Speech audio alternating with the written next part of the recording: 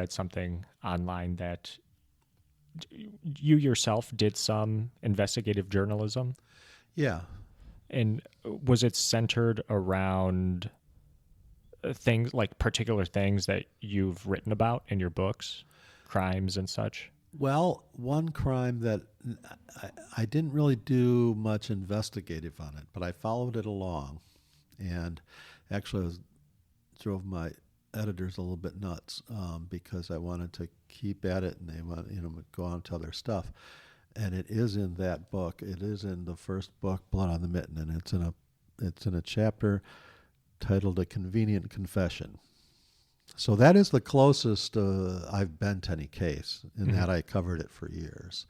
Any case that I've put in my books, I mean. Okay. So this was 1996, and it was a woman in Kalkaska, 68 years old, widowed, and she'd worked as a teacher's aide at the local schools, so she knew some kids, and somebody came by, and she was known to be welcoming. Some kid came in and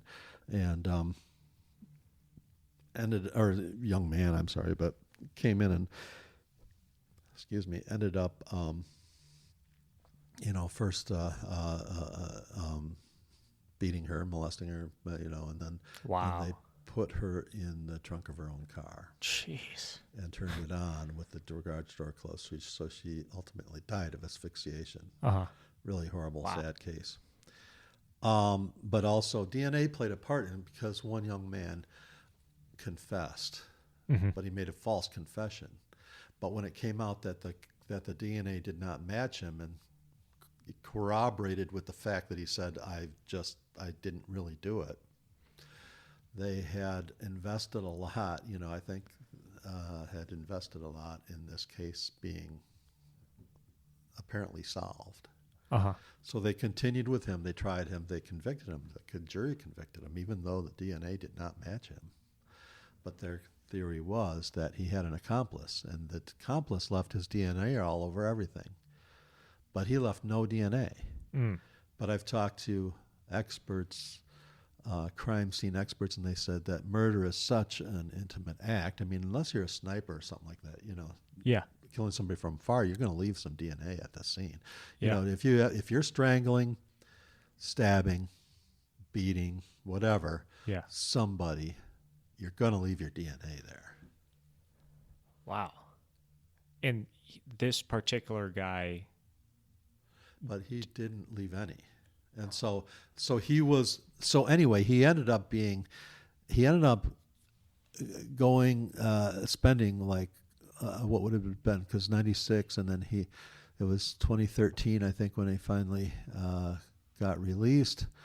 But so that was about 17 years. That's my quick math there, yeah, about 17 years.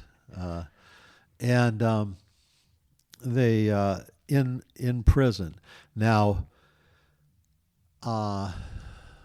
It's hard to make really him a cause celeb because he was a punk who was in trouble, but he wasn't a murderer. And he would have been in prison for a chunk of that time anyway, because he was 18 having sex with his 15-year-old girlfriend. And so he was at the same time serving time for that. Yeah. But still, to be branded a murderer and to go through that for 17 years, which was, I think, longer than he would have served for the other. But anyway, because he was, when the Innocence Project got a hold of the case, Yeah. and they had lawyers and law students from U of M and University of Chicago working on it, and they got a judge. They put together a case and asked the judge to mandate that they put the DNA evidence on the nationwide database. That's where they were dragging their feet for all those years. And I would mention that in a story every now and then. But anyway, and even when I went to freelancing, I still covered it some for Interlochen Public Radio and others. As things would happen. But anyway, so it was interesting to see him finally, released and having the case, but mostly, having the real killer finally nailed and found out, and he was a guy from who had actually passed a lie detector test early on in the going.